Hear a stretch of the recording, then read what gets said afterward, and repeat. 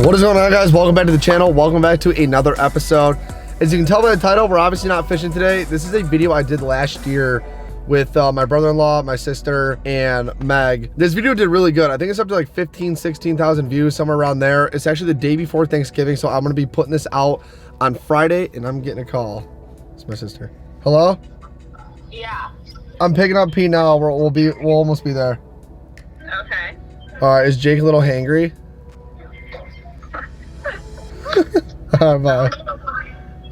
I'm fine. All right, it is 6:30. They are already bitching at me to get there. I'm a little bit late. I was supposed to be there at 6. I think Jake might be a little hangry for some venison, but we're gonna be doing another venison catch and cook. Jake makes it in an amazing way. I think we're gonna be doing it a little bit different. I'm not really sure what to expect, actually.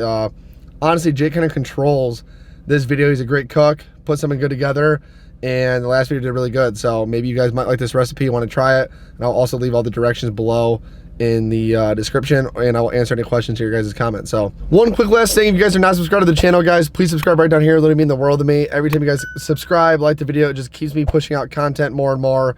It just helps me keep going. So thank you. You ready to cook some deer, bud? Yeah, bud. Some good old deer? Some deer in there. You say? Little deery deer. Hey, There's deer. a deer. Baby deer? Hey, deer.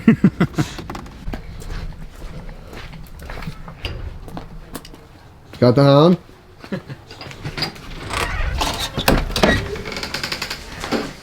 What's up? Hey. Ready? So guys, this is how you make venison. J-Dog, take control. What's up? So, Tommy asked me to do another venison video for him. Of course, he took forever. I'm 2 cocktails deep already and tired. Thanks for that. So, tonight we're going to try venison tenderloin and a couple pieces of backstrap on the sous vide. Kind of a different cooking method. It's good for the winter time because you can do it all inside. So I marinated these overnight.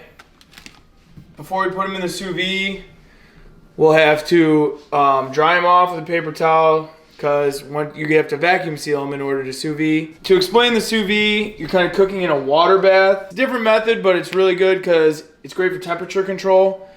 Because you set this to a temperature, say for medium rare, around 130 degrees. And it basically makes it impossible to overcook.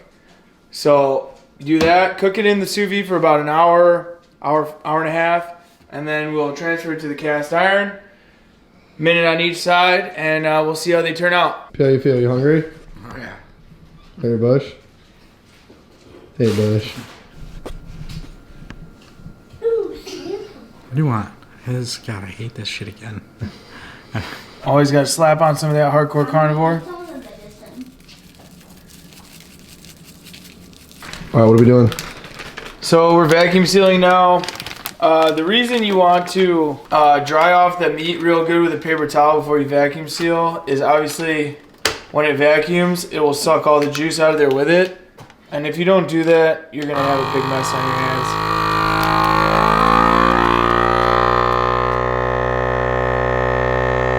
It sounds like a dying dead cow. You just say dying day cow? Dead cow. Dead cow? Or dying day cow? Is it?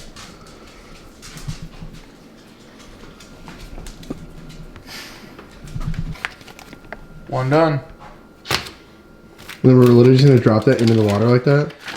Yep, put it in the water like that. It'll sit for about an hour and a half. It'll cook to medium rare temperature. I'm gonna set it at about 128. Most people recommend for medium rare venison about 130 to 135. But you figure you're gonna cook a couple degrees when you put it in the cast iron. So I like to, start it a couple degrees lower, end up about 135 hopefully when it comes out of the cast iron. All right guys, so now we got the sous vide preheating. We got it set to 128 degrees. So this water will heat up, and simple as all you do is toss these vacuum seal bags in the water bath, and they will take about an hour, hour and a half. It'll cook these steaks to exactly 128 degrees. The nice part about the sous vide is it makes it impossible basically to overcook. And with venison, that's so important because it's, especially with venison tenderloin, it's really easy to overcook it. Cook it for a minute too long, and then you end up with gray, really tough, really gamey tasting meat. So I'm hoping this is my first time trying this. I'm hoping this turns out a lot better. We'll see how it goes. What do you think? You think it's gonna be good? Yeah. Who's the best cook in the world? Daddy. Nice. Alright guys, we're getting out the pans, we're getting it all set. It's still gonna take a couple hours. I think it's gonna turn out good though. Alright, time to toss it in. Give it about an hour and a half. Let it sit in the water bath.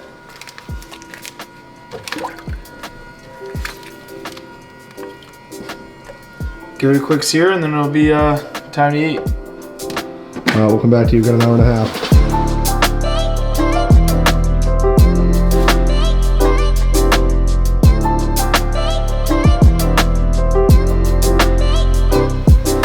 Alright, we got the cast iron roasting.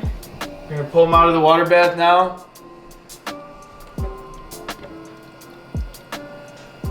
We'll cut the vacuum seal bags open, throw them on there for a minute on each side, give them a nice sear, and then should be ready to eat.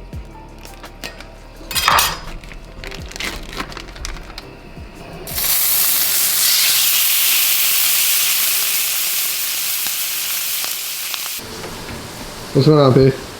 Oh, jeez. That actually looks phenomenal.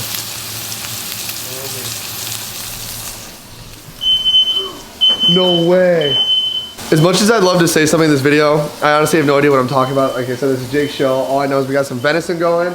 Meg made these nice potatoes, twice baked potatoes. Right here. Tommy's looking for a fire extinguisher. That's closed, dude. Dude, that's open, dude.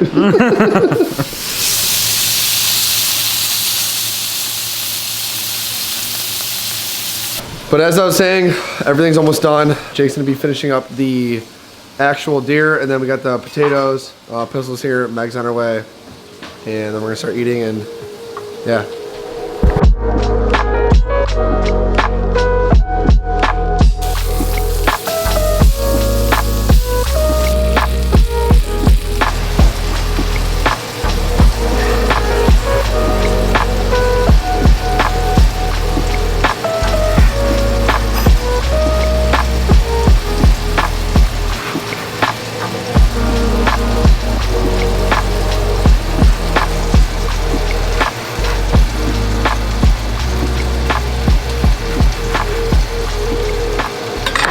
Perfectly done. I got real. Oh, Man of 3 words. All right, guys, first bite. Tenderness, as you can see, is brown, literally just like on that little centimeter end, and then it's straight pink through the whole middle. I'm going for the bite.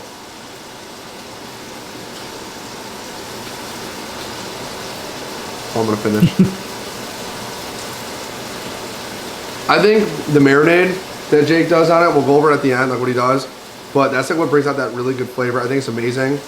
I definitely give it a solid 9.1 out of 10. I think it's better than the last time we did this. I don't know, the seasoning, the juices on it, the marinade. The marinade's like honestly what makes it pretty much amazing. So I'm gonna keep eating this, grab some potatoes, and we'll come back to you for a final recap and maybe get some other reactions. So, judging by the reaction from everybody, it turns out the sous vide technique worked out pretty good. If you guys got any questions about how I cooked it, recipes, the marinade, or anything, just comment and we'll get back to you, and like and subscribe. you got all 3. Hey, what do you think overall? Oh yeah, absolutely. It's Solid? better than the first time that we had it. Yeah. Pete, how many napkins do you need? That's Tommy. Meg, what'd you think? Delicious, tender, moist. Will, what'd you think? delicious. What'd you think? It tasted good. Go in a little bit more depth. What'd you think about it? The taste. I think it was good. Out of 10. It was out of maybe a double 10. Good answer. Nice. Meg, what'd you think? Good. I can't be found right now. Early mornings, late night cruising up and down the Crystal Cove and through the uneasy stream. Bass fishing, Corona drinking, we're just out here catching the American dream.